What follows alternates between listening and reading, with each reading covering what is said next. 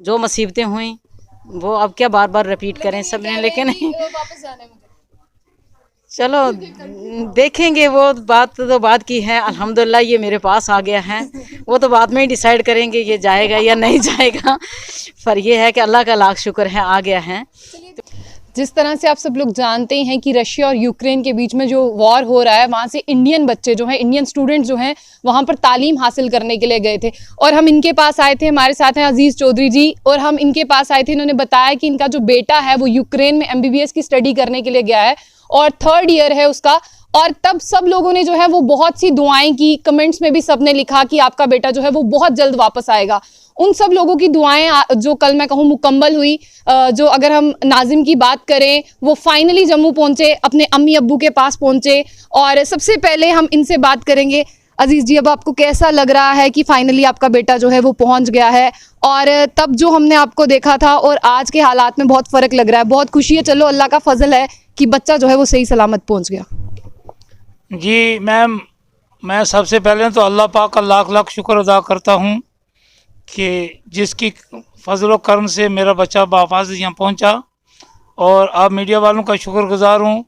मैं जनाब नरेंद्र सिंह मोदी साहब का नहायत ही शुक्रगुजार हूँ, और डिफेंस मिनिस्टर के भी हम शुक्रगुजार हैं, वज़ीर ख़ारजा, वज़ीर दाखिला और अपनी यूटी स्टेट के जितनी भी एडमिनिस्ट्रेशन है सबका शुक्रगुजार हूँ कि आप मीडिया के वसात से जब उनके पास बात पहुँची तो उन्होंने हमारे साथ बहुत हमदर्दी का सलूक किया और बहुत ही हमदर्दी साबित करके उन्होंने हमारे बच्चे को बाहिफाजत वहाँ से पोलैंड बॉर्डर से क्रॉस करवाया। और उसके बाद सारा अरेंजमेंट जो है वो हमारे इंडिया एम्बेसी ने किया, और उसके बाद वहाँ से दिल्ली तक उन्होंने सारा अरेंजमेंट किया। ये फ़्लाइटों का भी उन्होंने अरेंजमेंट किया, गाड़ियों का अरेंजमेंट किया, इनके रेजिडेंशियल का, रात का खाने पीने का सब अरेंजमेंट किया। मैं तहे दिल से शुक्रगुजार हूँ अपने प्रधानमंत्री मोदी साहब का, अपने डिफेंस मिनिस्टर का, वज़ीर ख़ारजा, वज़ीर दाखिला का, और अपने स्टेट के जितने भी एडमिनिस्ट्रेशन है उन सब का मैं तहे दिल से शुक्रगुजार हूँ। आज मैं अपनी तरफ से ये खुश हो रहा हूँ कि मेरा बच्चा जो मेरे घर में पहुँचा है, लेकिन साथ साथ में इस वक्त मैं एक तरफ बहुत मायूस हूँ क्योंकि हमारे काफ़ी इंडिया के बच्चे जो हैं वो वहाँ फंस चुके हैं।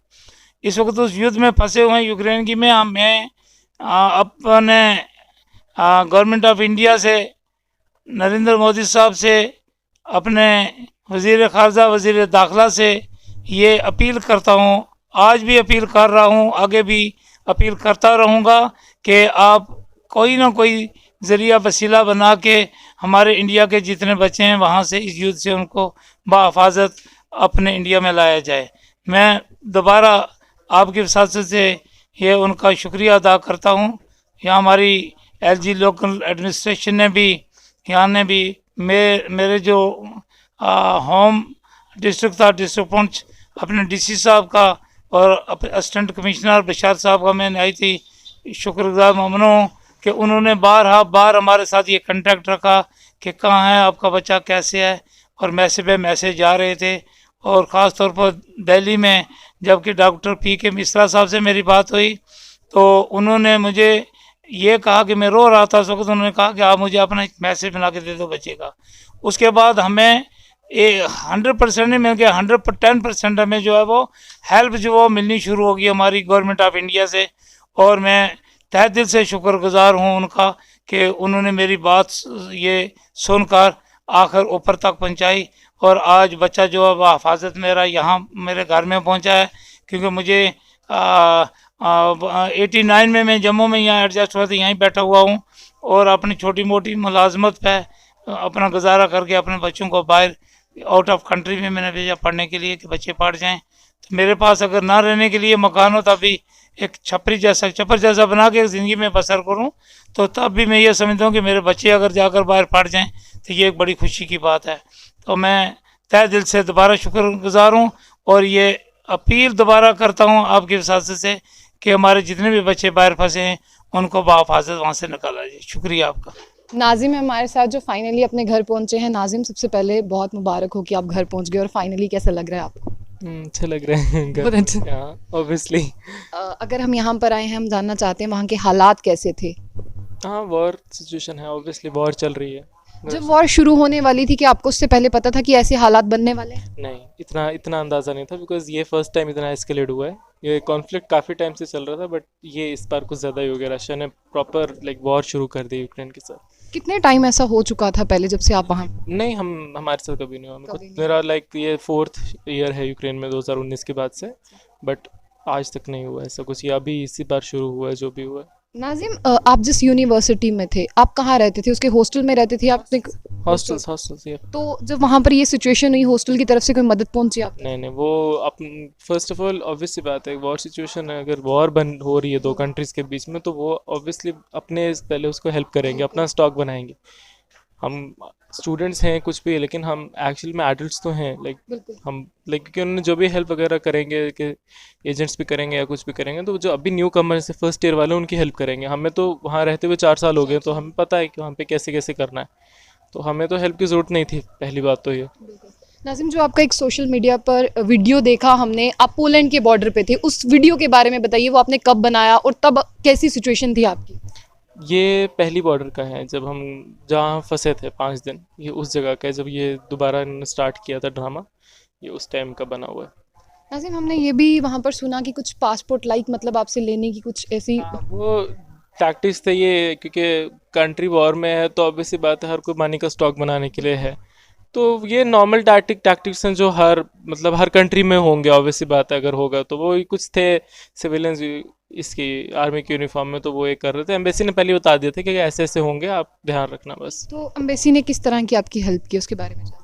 कॉन्टैक्ट नंबर्स व्हाट्सएप वगैरह दे रखा था कि कोई हेल्प चाहिए तो आप उधर बता सकते हैं, हम आपको गाइड कर सकते हैं। वहाँ पर जो नेट फैसिलिटी थी वो प्रॉपर थी? इंटरनेट चल रहा था। इंटरनेट? हाँ, इंटरनेट चल रहा था। तो जितने भी मतलब आपके फ्रेंड्स थे, या यूनिवर्सिटी की बात करें, आप सब लोग छुपने के लिए, अपने आप को सेव करने के लिए कहाँ पर थे?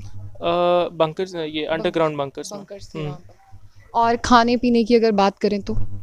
खाना पीना तो पहले दिन जब शुरू हुआ था तभी जाके हम स्टॉक ले आए थे। स्टॉक ले आए थे? हाँ, स्टॉक ले आए थे जाके। तो जिस तरह से अगर हम बात करते हैं, कितने स्टूडेंट्स जो हैं आपके साथ यहाँ पर आए हैं? मेरे अगर फ्रेंड्स की बात करें तो हम 15 थे, 15 के 15 पहुँच गए। कोई ऐसा है आपके नाउन में जो अभी तक ना आया हो? यहाँ पे बहुत सारे हैं, बहुत बहुत सारे हैं अभी जो हैं वहाँ पे।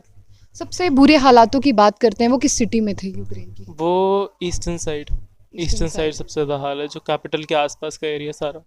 अभी आप यहाँ तक पहुँच गए हैं अपने घर तक, जो स्टूडेंट्स नहीं पहुँचे अपने घर, आपको क्या लगता है कैसे हालात होंगे अभी इस टाइम? ख़राब है उनके लिए। खाना पानी का प्रॉब्लम है, लाइट का प्रॉब्लम है, और रहने का दिक्कत है। बाहर जाने से कुछ शेलिंग हो रही है, सो अब देखते हैं कैसे निकालते हैं उनको। एम्बेसी पूरा सपोर्ट कर रही है? गवर्नमेंट ऑफ इंडिया किसी तरह कॉरिडोर्स बनवा के, किसी तरह रशिया से नेगोशिएशन करके, किसी तरह अपनी आर्मी भेज के फैसिलिटीज़ बना के निकाले तो वो हो सकता है, वरना बहुत मुश्किल है ईस्टर्न साइड में निकलना। नासिम, अगर हम नॉर्मली बच्चों की बात करें कि हमारी विल पावर जो है ज़्यादा जल्दी हार मान लेती है, कहीं ना कहीं हमारी विल पावर को जो है स्ट्रांग होना पड़ता है, तो आपके क्या हालात थे? आपने क्या सोचा था कि किस तरह से आपने स्ट्रगल किया कि अपने घर तक मुझे पहुंचना और सेफली पहुंचना है? कि हम 15 लोग थे, तो कहीं ना कहीं तो हमें पहुंचना तो था ही, ऑब्वियसली बात है। कहीं पे भी आधे रास्ते में अटकने का कोई मतलब नहीं था, तो पहुंच गए तो फिर तो निकलना ही था। तो फिर किसी ना किसी तरह सबने एक दूसरे को हेल्प किया? सब ने किया, सब।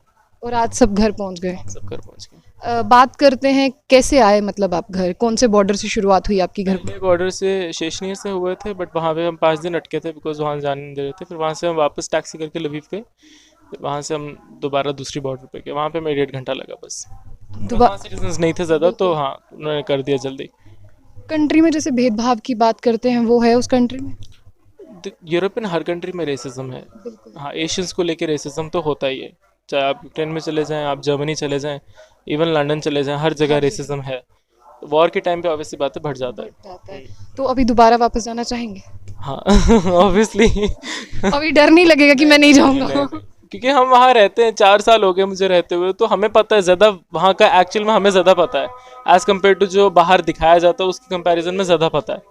तो दोबारा से जाएंगे? ऑब्वियसली बहुत ब्यूटीफुल कंट्री है, बहुत। अभी इतनी शेलिंग, इतना वॉर चल रहा है, अब वहाँ पर जो हमने पिक्चर्स देखी है वहाँ पर तो लग नहीं रहा कि कुछ बच जाएगा। ठीक 2-4 महीनों में सब नॉर्मल हो जाएगा। दोबारा से वैसे ही बिल्डिंग्स, वैसे ही सब, वैसे ही इन्वायरमेंट? कुछ ना कुछ तो करेंगे। लेकिन हम वापस जरूर जाएंगे। जी जरूर जाएंगे। चलिए, ये वापस जरूर जाने है। सबसे पहले इनकी सिस्टर है साइमा जी, हम इनसे बात करते हैं कि वापस तो चलो इन्हें जाना है। तब आप मुझे बताइए, जब आपको पता चला था कि भाई वहाँ पर हैं, ऑब्वियसली हर एक बहन जो है वो स्ट्रेस्ड होती है, बहुत दुखी होती है, लेकिन आज आपका भाई फाइनली पहुंच गया, क्या मैसेज देना चाहेंगे? मैं तो सबसे पहले अल्हम्दुलिल्लाह ही बोलूँगी कि ये सेफली पहुंच गया। उस दिन हम बैठे थे जब इसकी कॉल आई, हमें पहले से थोड़ा बहुत पता था कि सिचुएशन ख़राब होने वाली है। उन्होंने फ़्लाइट्स भी कर रखी थी, लेकिन जब एयरबेस ही नहीं उन्होंने बंद कर दिया तो इसने कहाँ से आना था। बट ये है कि जब 3:30 पे इसका कॉल आया कि बाजी यहाँ पे ब्लास्टिंग हो रही है, तो मैंने इसको बोला, मम्मा भी वहाँ पे थे, हमने यही बोला कि आप पहले जाओ पैसे निकालो और ग्रोसरीज आपके पास होनी चाहिए। ये 2 चीज़ें बहुत ज़रूरी है। जो भी मेडिसिन आपको चाहिए आप ले लो, बिकॉज वॉर लाइक सिचुएशन में आपको नहीं पता होता विद इन 2-3 डेज़ क्या हो जाएगा। तो वही हमें सबसे ज़्यादा टेंशन थी। फिर इनको ये भी एडवाइजरी ने दिया था कि आप नियरेस्ट बॉर्डर्स पे पहुंचो। जहाँ से इन्होंने फर्स्ट इवैक्यूएशन स्टार्ट की, वहाँ तक ही पहुंचना इनका मुश्किल था, because that was around 700 to 800 kilometres दूर था वो। तो वहाँ अगर ये जाते भी और बीच में स्टक हो जाते और कोई गाड़ी नहीं होती तो सिचुएशन और पैथेटिक हो जाते। तो हमारा यही था कि नियरेस्ट बॉर्डर जो इनको पोलैंड ही था। बट हमें ये चीज़ नहीं पता थी कि पोलैंड पे ऑलरेडी 300 स्टूडेंट्स स्टक हुए हैं, जिसकी वजह से इन्होंने 3 दिन बहुत ज़्यादा सफ़र किया। वो हमें ही पता है। जब ये वीडियो कॉल पे बोलता था, बाजी हमारे पास सिर्फ एक पानी की बॉटल है और एक पैकेट बिस्किट का है और हमारे पास कुछ खाने के लिए नहीं है, और आपको पता है कि वहाँ पे इस टाइम टेम्परेचर क्या है, तो सिचुएशन क्या होगी बच्चे की। एक जिसके घर का चिराग दूर होता है, पता उसी को ही होता है कि क्या सिचुएशन है। 3 दिन हमारी बहुत बुरी कंडीशन थी। हमने कंटिन्यूसली से व्हाट्सएप पे बात होती रही कि क्या है। हम तो इसको मतलब ये तो मैं कहती हूँ कि हमसे ज़्यादा इसने हिम्मत रखी है। हम तो फिर भी परेशान हो जाते थे, ये नहीं होता था परेशान। इट्स ओके बाजी, जो भी सिचुएशन है we have to face this. जो भी है, मैं अकेला नहीं, यहाँ पे और भी स्टूडेंट्स हैं। हम सबको समझाते थे कोई बात नहीं, जैसी भी सिचुएशन ठीक हो जाएगी, आप थोड़ा सा हौसला रखो। फिर एम्बेसी वालों ने बहुत, जब ये इन्होंने वहाँ से इनको नहीं क्रॉस होने दिया, काफ़ी इन्हीं के ग्रुप के बच्चे थे जिनके साथ थोड़ी बदतमीज़ी भी की यूक्रेनियन फोर्सेस ने, बिकॉज आपको पता ही है कि वहाँ पे रेसिज्म का है ही, और ऑलरेडी वॉर लाइक सिचुएशन में तो क्या किसी नेशनल का हेल्प करेगा। तो हमें यही था कि आप कैंप्स में चले जाओ, एटलीस्ट आपको बैठने की जगह मिल जाए। कितने 26 to 27 आवर्स तो ये लाइन में खड़े रहे। 27 hours it's not a small time, बहुत बड़ा टाइम होता है। 27 आवर्स कैसे कोई खड़ा रहेगा लाइन में। तो बहुत ज़्यादा टेंशन थी, बहुत मतलब एक्सप्लेन नहीं कर सकते समझ सकते हैं लेकिन एक्सप्लेन नहीं कर सकते कि क्या सिचुएशन थी। मम्मा भी परेशान थे, सब परेशान थे। बट फाइनली फिर इनको ये है कि इन बच्चों ने अपनी भी बहुत हेल्प की, खुद ही इन्होंने हिम्मत की, दूसरे बॉर्डर तक गए। वहाँ पे जब इनको एम्बेसी वालों ने रिसीव किया, उसके बाद थोड़ी सी हिम्मत आई कि चलो अब ये एटलीस्ट सेफ हैंड्स में हैं, ये पहुँच जाएंगे। फिर इंडियन एयरफोर्स ने भी इनको वहाँ से इवैक्यूएट किया कल, और या जो है जम्मू पहुँच गया। तो मैं तो बहुत ऑब्वियसली बहुत ज़्यादा खुश हूँ। बट वो है कि वो टाइम बहुत गंदा था। 2-3 दिन हम बहुत ज़्यादा परेशान थे। अभी भी काफ़ी बच्चे वहाँ पे स्टक हुए हैं। अब मेरी तो यही अपील है कि उन बच्चों को जल्दी से ट्रेस किया जाए, क्योंकि डर के मारे बच्चे जो है बंकर्स में चले गए। कोई मेट्रो में फंस गया, कोई बंकर्स में चला गया। तो यही है कि उनको जल्दी इवैक्यूएट किया जाए, इससे पहले कि कंडीशन ख़राब हो जाए। बच्चों को अगर ग्रोसरीज नहीं मिलेगी, मेडिसिन नहीं मिलेगी, वो सबसे ज़्यादा सिचुएशन जो है ख़राब होगी। नाज़िम, एक बात आपके फादर ने भी कही थी कि आप 26 से 27 घंटे एक लाइन में खड़े थे। कभी ऐसा, हाँ 2 दिन, कभी ऐसा नहीं हुआ कि चलिए मैं इस लाइन से निकल जाता हूँ? निकल जाते तो वो 4 किलोमीटर पीछे की लाइन थी, तो फिर वो दोबारा लाइन में लगना पड़ता ना स्टार्टिंग से, तो फिर और 1 हफ्ता लग जाता। बहुत हिम्मत रखी हाँ। आपने। अम्मी भी हमारे साथ है नाज़िम की, हम इनसे बात करते हैं। सबसे पहले आपको बहुत मुबारक हो कि आपका बेटा जो है वो पहुंच गया। अल्लाह का शुक्र है, बेटा हमारा सही सलामत अपने घर पहुंच गया है। तो सबसे पहले तो मीडिया के थैंकफुल हैं हम कि जिनके आपके ज़रिए हमारी जो है बात वो स्टेट गवर्नमेंट तक भी गई, सेंट्रल गवर्नमेंट तक भी गई, और स्टेट गवर्नमेंट ने भी बहुत हेल्प की और सेंट्रल गवर्नमेंट ने तो बहुत ज़्यादा हेल्प की। चलो किसी तरह करके तो जो मुसीबतें हुई वो अब क्या बार बार रिपीट करें सब ने, लेकिन वापस जाना है मुझे। चलो देखेंगे, वो बात तो बात की है। अल्हम्दुलिल्लाह ये मेरे पास आ गया है, वो तो बाद में ही डिसाइड करेंगे ये जाएगा या नहीं जाएगा। पर ये है कि अल्लाह का लाख शुक्र है आ गया है। तो माँ का कलेजे का टुकड़ा इतनी दूर हो और उस माँ को पता हो कि वहाँ पर युद्ध हो रहा है और कैसी हालात रहते हैं, फिर भी आपने अपने आप को जो है वो कैसे संभाला? अब संभाला क्या है वो तो अब कुछ नहीं बता सकते हैं, वो नहीं है। सिर्फ मैं दवाई कर सकती थी और तो कुछ भी नहीं कर सकती थी।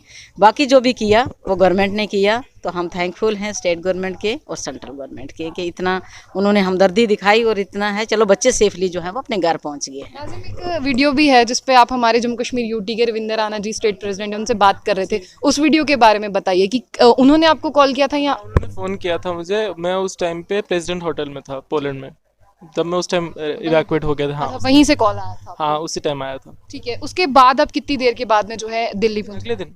अगले दिन। हाँ, तब आपको जो है बॉर्डर से इवैक्यूएट कर लिया गया था? हम पोलैंड बॉर्डर से इवैक्यूएट मतलब यूक्रेन बॉर्डर से क्रॉस करके स्टैंपिंग के बाद पुलिस साइड पे जाके पासपोर्ट चेक, फिर वहाँ से सीधा बस से होटल, होटल से सीधा एयरपोर्ट। चलिए, अभी नाजिम जो है वो वापस जाना चाहते हैं और बहुत ब्यूटीफुल कंट्री है, इन्होंने कहा कि ये वापस जाएंगे। इंशाल्लाह हम भी उम्मीद करते हैं कि जो बाकी के बच्चे वहाँ पे स्टक्ड हैं वो भी जल्द से जल्द जो है वापस आए, अपने अम्मी अब्बू से मिले। तो ऐसी और भी अपडेट्स के लिए देखते रहिए जंग बुलेटिन। आशिया खान के साथ, अल्लाह हाफिज़।